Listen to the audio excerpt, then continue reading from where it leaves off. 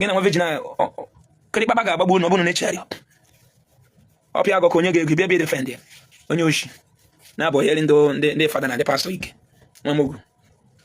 nwa virgin ada apịa ọkụ ka ife ha wicked religion dị na ndị na-efolo nwa virgin dị happy na nwa virgin ada apịa ọkụ mana ha na-apịa ọkụ every week ma ndị dị happy na your leader religion leader ada apịa ọkụ imoni dị wicked Doris gara apụta sị na nke a nwa ya 430 na akpị ha ị ga-ekweta nna agwa gị na ọ na-eme tatatata mgbe isi mba na man of God nwanne nke nwa virgin ya kasị nwanne ya amanụ ya ọta gwogwo ka ọ rapụrụ so nwa virgin ị na-agwa ya na enwere ike inwe 1 million blessing mana ọ bụ na join na the program ọ bụ na afa gị blessing ọwụ ọkọrọ gị gịnị bụ afa gịdị afa na signify nwe ya biji scan na mmadụ chọpụta afa nwa virgin mepa mpit ka ife na-enye ọnọdụ ọcha odu eje na ebukọtịfụ na amụmụ ya sagoje tiwere onwe egwu indaboski bahosa tumbere nkudu kawa ya I'm a fire. I am body. Power in the bosque. Bahosa. Kwa.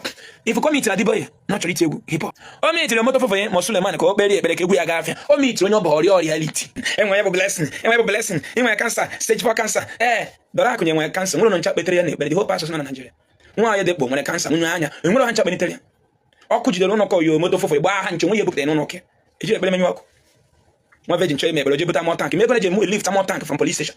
Ijo 25 million police get bigger more tank. Were no obodo nwere Jesus yo. In the name of Jesus, never bring light. In the name of Jesus, bring light. We need light. We talk.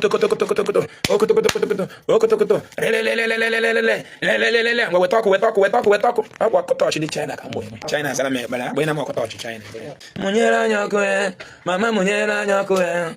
Munyera yo kafe wa mare munyera yo ku munyera yo ko makobido ye munyera yo ku munyera yo ko diwa isi be munyera yo ku munyera yo ko gwari atwego munyera yo ku okaija hoza yona mama munyera yo ku munyera yo ko mama munyera go ku China munyera go ku ogwa touch China ka na gba ye onye riri na Anambra mama munyera go ku ndivu kedu ọkụ onye ojii na yo mama mụnyere ya ka ọ dị ndụ ka mama gwọọ ya ọya mama mee ka ọ rụta ụlọ ka o nwee ego ka ọ gbaa moto ya ezigbo akwa go ezigbo fonu na iwe ọgwụcha ọgwụ ọkụ Virgin Maria ga-amụnyere ya ihe ọma ka onye ojii chọrọ with shortcut ekpere Nnamdi Kanu ji onye chuo na ya ọsọ mad people everywhere na ndị banya na-akpata ya na-ete ete ndị banya na-akpata ha na-ete ete na asụsụ na ndị ojii kunye n'ụtụtụ echi na-ada na asị nwa be m ngwa video me na asị Jesus forgive me I have returned agbaghara m ọkụ ọbịa m na-arụ Jesus forgive me fire for pastor Bible na fire I confess God take me as Saul I have returned like Saul sorry change him to be Paul mmechi ihe echi na penye Bible na Jesus akpọ m oku ife ụmụ with escort echi na ụmụ m ga-abịa na-eburu ha m nwoke a nwere ego na line unu ọ rapụrụ be nne ya bịa dozie ebe nna gị so ịchọ ịgwa m na onye a nwere power amụma ga-arapụ be nne ya bịa dozie ebe nna gị weta amụma odu eje na ebukọtịfụ na amụma ya sagoje tiwere onwe egwu indaboski bahosa tumbere nkudu kawa ya I'm a fire. I am body. Power in the bosque. Bahosa. Kwa. If you come into the boy, naturally hip hop. O meet Kumuyi for prayer. O meet nwa virgin.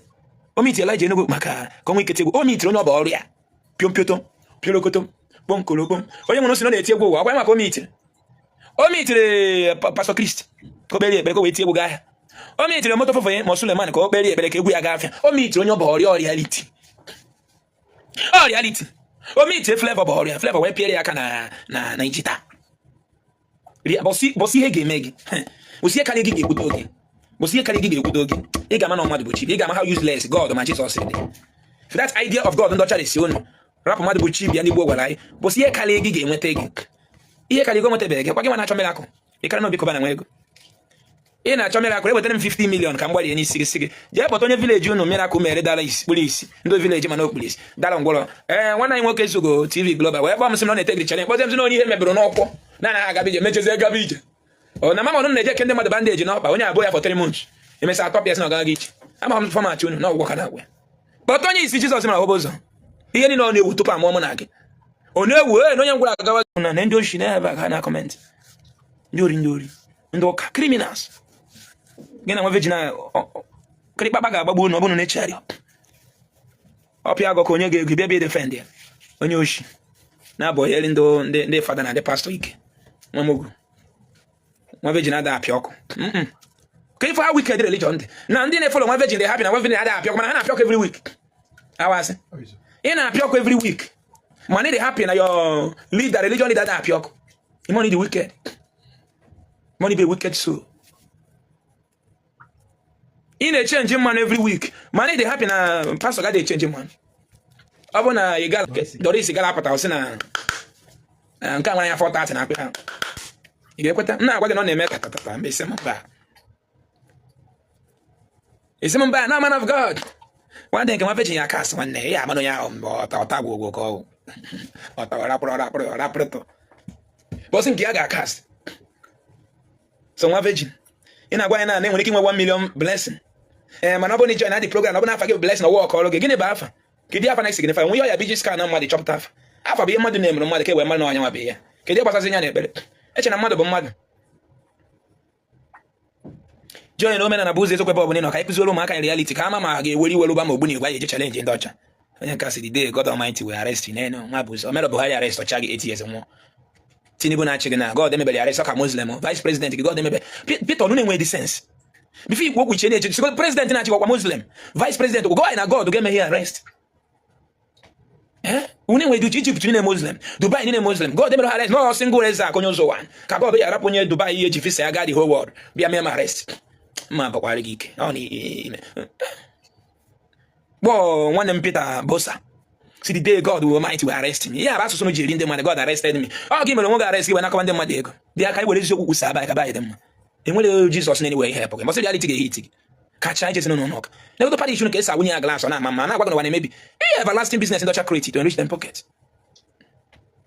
nwa mkpụrụ Paul ekene teaching them the very practical dị amị aka ekpere n'ụkpa a na gwa ọgwụ n'ụgwa n'itiero data man na ebe tụ akụ nwanne na-edo tụ aka America the whole world onye atiero ma Donald Trump ati oyo kolomi o tiero data o man cream here one procedure ma Elijah Enugu ma nwa virgin ha tiero data no all of them can enter Facebook procedure ịba Facebook ni ga-enwe data no were must ebe na asị the day God ga-arrest me God will help Canadian former Muslim president Achibun for good luck Yaradua o meghe arrest ọchịsị ya gị Rito onye nwa God mere arrest good luck Jonathan ofu God na asị na ọba dị luck achọ ya nye anyị Muslim nye anyị na-etuka na anyụma mmiri Muslim mụtakwa Muslim ọzọ ha ka ya mụtakwa another Muslim is not taken mụ nwa ka ịchọ slave ọga mụ nwa ka ịchọ yuzo ime na makarịwa level ahụ God ga-arrest me nwa ga-eme ga-arrest ebe nwanne m nwa ogboro na iche eri obere obere na mi ga-arrest ọ nwa need ime ga-arrest uche esokwu Chineke mepe anya unu bịara na-eto unu and the Lord told me onye nwe power dị eme mkpọtụ reality isi m ihe mepụtago na Anambra nwete ndị mme surgeries ndị mbupụta 25 kg fibroid n'afọ tumor stomach tumor hernias bụ kante appendix kedu nke ije ekperelụ ị na-achụ setan ụmụ nwaanyị ọkụ zụm lụrụ ụlọ na-enwere ụlọ ije ojoto ife onye na-enwere ụlọ lụrụ tụrụ m sampala waya ọkụ penti etụrụ ma NGO ije Imo steeti ifu ya ije Ebonyi ifu ije Nsụka ifu ije Nrobo Benna m ife onye m lụrụ 2 clean room tụrụ m sampala penti waya ọkụ ma tais gold foam ebe a na-asị God re Chineke ọ bụ na itoro oge bọọrụ ike mgbe ọrụ gị ike mana ịlụrụ oge irura chansị dị m n'ike onye nwa bụ isi God ga-arrest me na ene gị chena anyị makwa level si na-ekiri m ebe ma ndị na-ebe chọọ na-ewu nọgasị ya iche na anyị ka bụ m ugwu God mere ga-arrest Fulani niile nọ n'ime ọhịa mee ha arrest ndị Fulani nọ na be nna go mego ha arrest amụ akwa ya ma arrest ekwesịghị ekwu ebe ọzọ blọk ọgụ mburugodo ụzọ m ngosi gị power of nature human power mpịa gị blọk na nwere ekpere ya eme ka ikiri m ihe again ị ga-edobe ntị na mụta ihe ọnwa eme egbuo gị na ụmụ gị echi mgbe pastọ gị ya na-asị gị receive your healing mana nwere CCTV kamera na-abịa pastọ erebe gị ha nke mana o ji escort na-aga mgbe afọ 2000 Elijah Enugu agba afọ 2000 nwa baby virgin agba afọ 2000 nwa ụzọ nke Jizọs na-emelụ fa kedu ife ị chọrọ Jizọs ga-emelụ gị ọ na-emelụ onye ọcha gwa m ofu ihe Jizọs na-emelụ onye Dubai taa ị na-ediri iji ekpere nweta gwa m ofu ihe onye London ji ekpere nweta gị nwa bụ onye nwa kpọrọ Jizọs na Naịjirịa nwe ekpere chọrọ iji ekpere nweta gwa m ofu ihe nwere natural resources inwe president inwe gọvanọ onye London pụta kwuchie gọvanọ si ụzọ kwuchie president ya bụ onu m idozi ebe anyị gị nwere abụzi gọvanọ na president dị kwuchie Satan ifu ụzọ sị kwuchie Jizọs ụzọ sị geze gwa ha na-agụ asị gị ngwa kwuchie ya ụzọ Nwachukwu na ochie ya ụzọ ngwa ya bela ije Enugu sị Nwachukwu gbasara ya aka ekwekwana ka ọ pụọ na ochie ya ụzọ na ọ ga-emetụ gị aka oke ike gwa ọjọ́ mọ́ méjì tí ẹ̀ wọ́n àchukwu John 10:10 wee kwuo si in time of blessing I will bless you in time of multiplication I will multiply you wọ́n àchukwu n'ochere ya ụzọ n'ochere ya ụzọ n'ochere ya ụzọ n'ochere ya ụzọ ọ ga-agọzi gị ọ ga-agọzi gị I will never let you go unless you bless me agbanye mbe na direction mana agwa egwu Nwekwa ofu tipa m dara ada n'ebe mbechi akwa nsokwe due process ga ebutu cave bụ ọpa na ebetakwa ya ụgwọ ọrụchara cave mbụgo ya kpọọ ndị penti te ya fila onwe taya gbana je n'ụta ya yọ igwe Abakaliki na-azụta ya na taya ezigbo ọyị nwoke OBMV client credit papa credit mkpụrụ taya 6 credit nwunye mba na ekpere moto pụọ agbagharịa ya penti moto apụọ mba ekpe ekpere I will never let you go unless you bless me. I will never let you go unless you bless me. Do something new in my life. Nini bunu na kuchara Jesus. You have been in the UK na gwa their government again na gwa Jesus. Do something new in my life. Something new in my life. Oh Lord my God, do something new in my life. Something ikuche gwa nwanna obula akara kine yije gwa akara kwa binti ya akara. Obula akara kine ye ikucha kwa ya kijene ya akara. There's something here. You can use something okay. Menando. Can you offer the nando onyoji? All right, phone offer on your China. Look at here. Go offer one. All right, offer. I know the German market. If you design up, I want to design. No, yeah. And when you design, only new one. Why here now? Oh, Jesus, go to China. Boy, chim. Only new offer here. About design because of Google. I offer here now. We offer nando. Only Mary. Oh, Turkey. Oh, Jesus. Oh, Turkey. So go out, Turkey. I need new clothes in my life. New clothes in my life. New clothes in my life to look good. Oh, the talk. I need new clothes in my life. New clothes in my life. I need new clothes in my life to look good. China need new iPhone. I need new iPhone.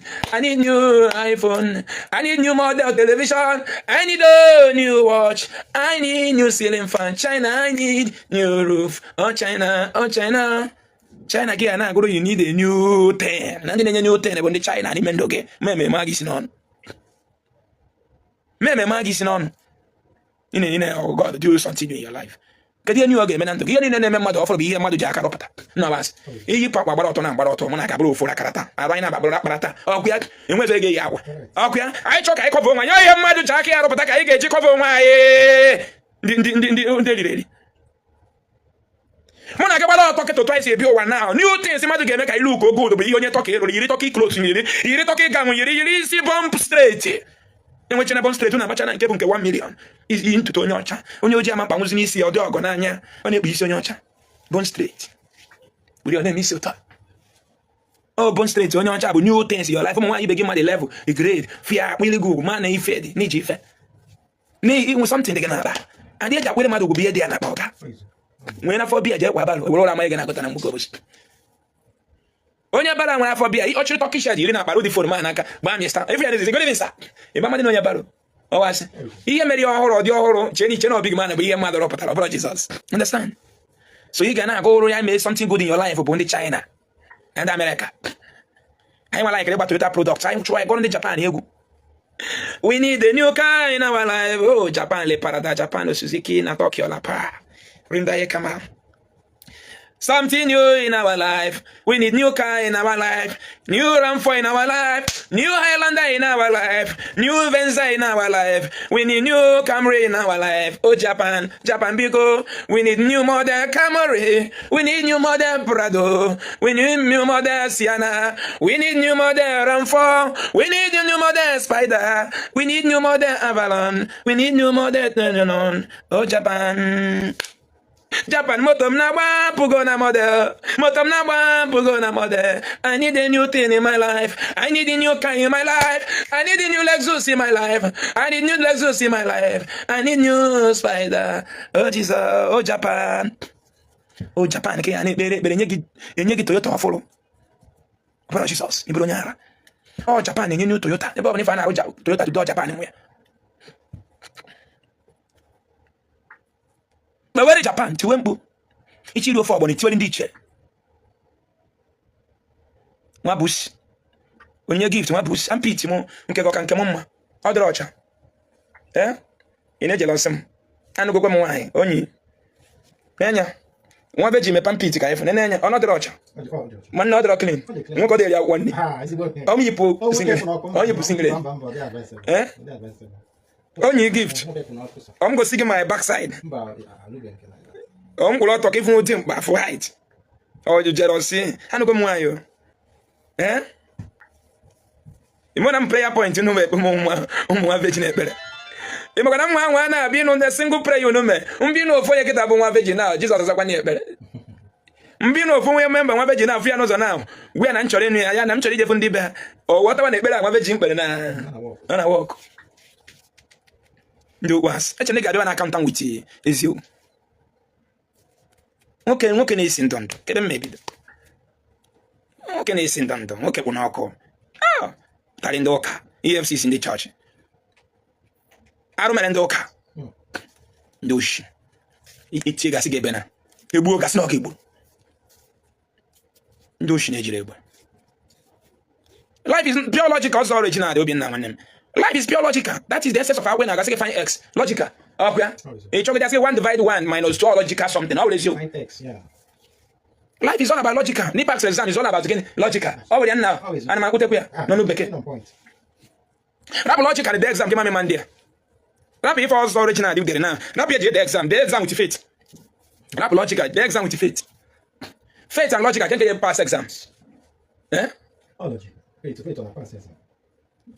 phone gonyo you some jegoro oraimo code ijere ekpere power phone gị ma bụ si ede na comment kpe ka God dere gị comment ịpịa na comment gị type ihe na ịma eze meme akọ iso onye omena na-edi ihe soro ma ndị Moses ma ndị Egypt ma ndị makwana ndị ka na edesi ebi na their father's inherited language na aka ụtọ na Facebook na edekwu ya na say ya na ya ka ọkaba many miracle ka ifono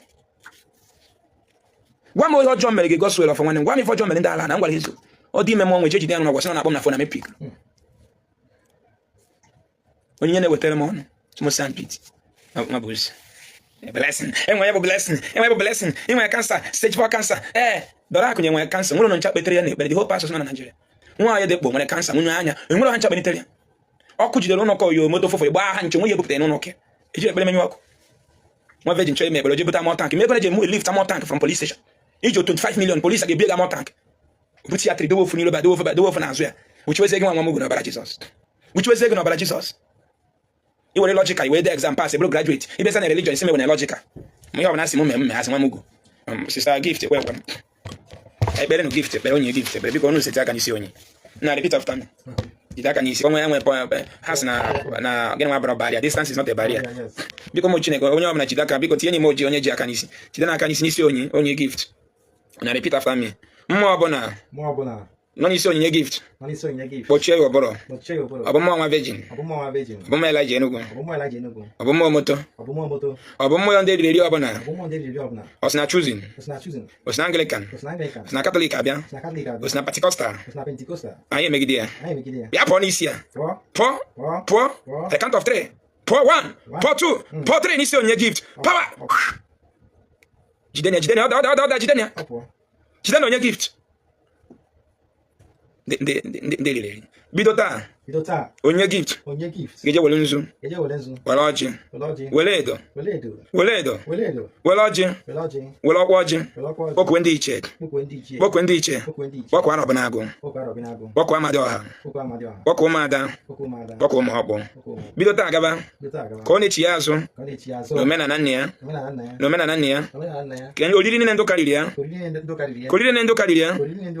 ọkụ niile na-achị ya na brain ihe ọ na-ebelive na nebịa bụ amosu oto si believe na nebịa bụ amosu oto si kwete na nwere winch ebe na-azụ ahịa mana onyinye gift abụrụ winch mana mmadụ ebu mmadụ na mmụọ mana ebere nwachigo onye na-egbu mmadụ na mmụọ ebere nwachigo onye na-enwere ikpe ekpere na mmụọ mana achọrọ ịna nwunye TB Joshua chọọchị ya o je gbaa ha akwụkwọ na kọtụ n'ife ikpe ezi ya na mmụọ ewee kpee ya n'ife mana onye gift na-achọ nke ekpere na mmụọ anyị megide mmụọ riri eri dị otu a n'isi onye gift at the count of 3 ya pụọ 1 ya pụọ 2 ya pụọ out in the name of Amadioha ise onye nwere onwe it is settled onye nwere onwe bido te mantos ifu ngwere kpọ ya ngwere info ki kpọ yo ki mantos poison arụ ya gị ọnụ mee proper diagnosis njọ ya jọba gị wọta ya n'ọnụ ma ya tago arụ ya gị wọta ya n'ọnụ ma isi wa gị je nwe ọgwụ malaria i were moto gị jam ọmụ wọta ya na accident ijide ụgwọ nọ wọta ya n'ọnụ ma ịrụta ụlọ be gị ọ bụ na landlady ka ewu ọnọ mati ma onye Egypt cha landlady ma ndị Fulani anọ be nna gị lụrụ ụlọ n'ime ọfịa ọ landlady ka na lọd ha bụ ya were so that is the thing one I believe na tata deliverance gị taa na dị go settle na ha